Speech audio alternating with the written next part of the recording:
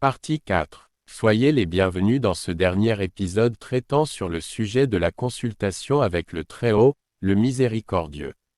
Il se peut que certains d'entre vous soient déjà à ce moment rentrés dans une consultation.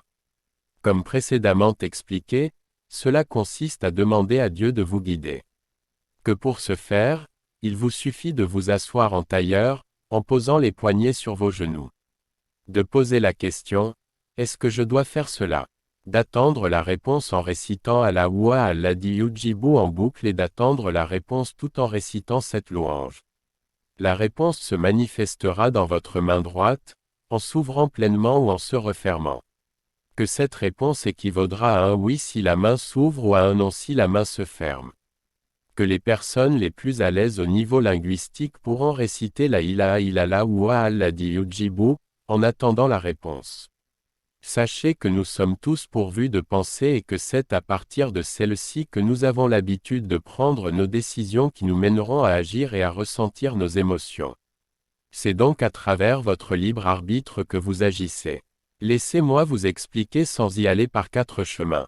Toute personne choisissant pour elle-même et par elle-même exerce un pouvoir sur elle-même du fait que cela la fera agir d'une façon plutôt qu'une autre. En faisant cela, cette personne fera exercer un pouvoir qui est un autre que celui de Dieu. La consultation avec Dieu ne consiste pas à s'enquérir de son avis. Vous ne consultez pas d'égal à égal. La consultation consiste à renoncer à son pouvoir de choisir pour faire fonctionner sur vous le pouvoir de Dieu. Car c'est lui qui sait, alors que vous ne savez pas. Si vous n'êtes pas capable d'intégrer cette réalité, cela signifie que vous êtes encore aveuglé par votre ego et que vous êtes encore sous l'emprise d'une illusion. Celui qui sait ne demande pas auprès d'autrui pour savoir comment faire. Ne soyez donc pas arrogant avec Dieu. Ne soyez pas ingrat par votre démarche en tournant le dos aux injonctions qui vous seront transmises en direct. Vous parlez à Dieu et c'est Dieu qui vous répond. C'est vous qui avez besoin de lui alors que lui peut se passer de vous. Certes, Dieu ne force personne, il vous a donné un pouvoir afin de voir ce que vous allez en faire. De même qu'il enrichit certains et pas d'autres. Maintenant il vous enrichit d'une science vous permettant d'accéder à un entretien avec lui. Car il est pleinement informé des difficultés face auxquelles vous êtes confrontés. D'autres avant vous ont bénéficié de faveurs et de science.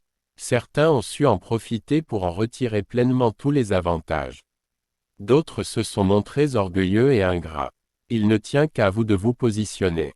Si vous décidez de vous en remettre à vos pensées intérieures, faites-le. Sinon, suivez les réponses qui vous sont transmises lors de vos entretiens avec votre Créateur. C'est lui le digne de confiance.